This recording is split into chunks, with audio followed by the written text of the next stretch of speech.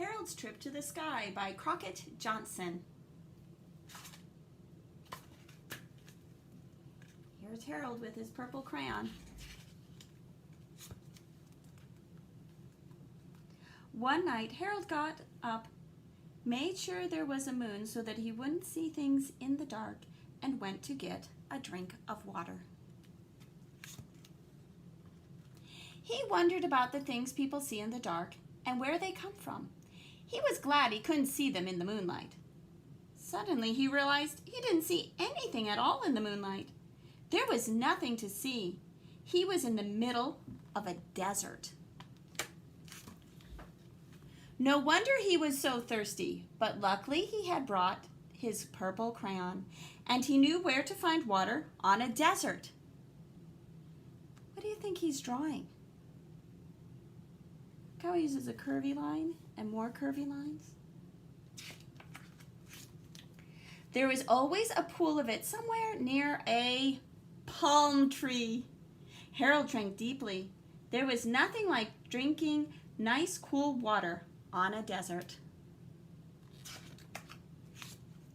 But there's not much else to do on a desert, Harold realized as he looked around, except maybe play in the sand. Then he remembered how the government has fun in the desert. It shoots off rockets. Harold decided to go to the moon. On a good fast rocket, he figured he could get there and back in time for breakfast. What shapes is he using to draw his rocket? It's not done yet, but what shape does that look like? How about this? Let's check on the next page.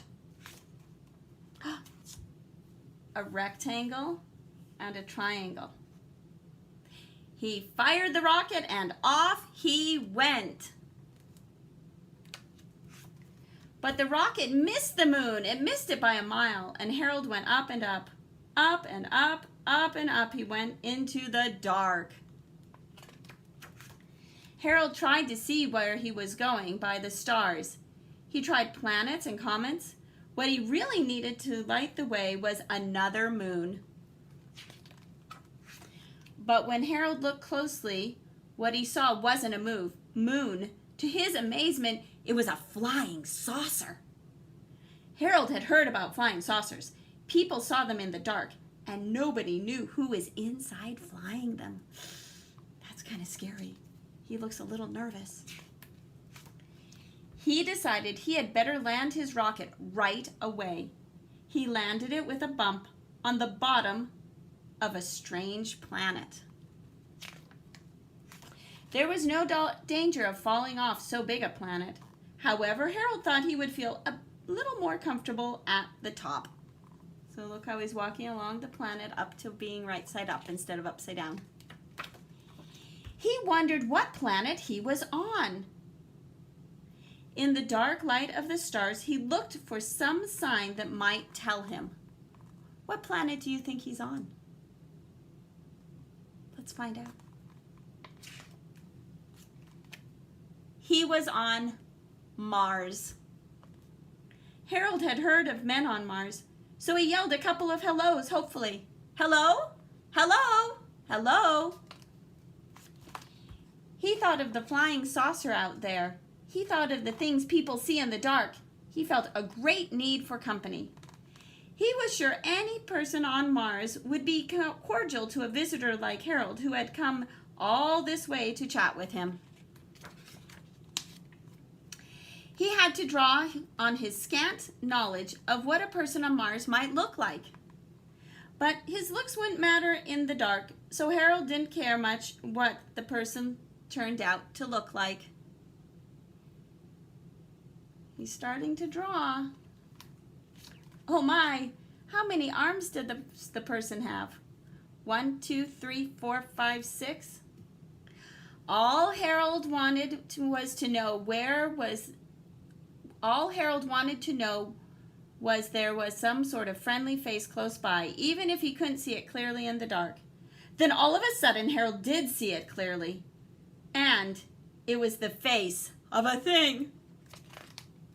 It was a thing people see in the dark, and it was sitting in a flying saucer. Harold ran. He thought and stopped. Probably the thing was about to fly to Earth and scare somebody, maybe a little child. Bravely, Harold crept back. He approached on tiptoe so the thing wouldn't hear him, and he reached out with his purple crayon and he put a completely damaging crack in the flying saucer. Look at that crack. That saucer can't fly. Before the thing could grab him, he was off again, chuckling triumphantly. He ran as fast as he could in the dark. Happily, most of the way was downhill. He hoped he wouldn't fall head over heels. He arrived safely heels over head at the bottom of Mars where his rocket was. But by this time, Harold had had enough of adventure. He wanted to get home in a more dependable way. So he climbed down the stars. It was sure but slow, and the points of the stars hurt his feet. Harold wished he were home. He recalled that the best way to wish is on a good, big shooting star. Instead of wishing, it occurred to him that at the last moment to jump aboard. Look, here he is riding the star. He shot right down to Earth, where he made a neat 2-point landing. He hadn't passed the moon on the way, and he wondered what had happened to it. It wasn't anywhere around. Where do you think the moon went? Then he realized the night was just about gone, and it was time for the sun to come up. He was hungry. The sun appeared right on time. It came up big and bright. Harold remarked that it was going to be a nice day. Nobody was ever bothered by flying saucers and things in the sunshine. But for a startled moment, he thought he saw a flying saucer. It was on the horizon, looking as if it had just come in to land. He was mistaken. It wasn't a saucer. It was a bowl of oatmeal.